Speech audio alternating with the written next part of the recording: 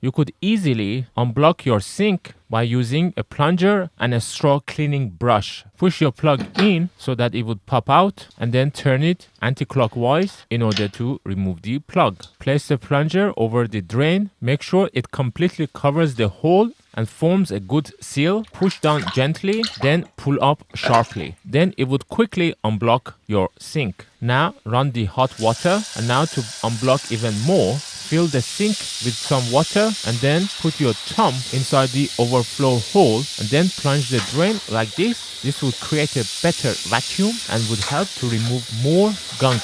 In this way, most of the gunk are removed. In order to completely unblock your sink, get a straw cleaner brush or pipe brush like this and then insert into different parts of the drain and then pull out, and it should then remove more gunks, hairs and grease buildup. And now the water flows perfectly. Put back on the plug by turning it clockwise.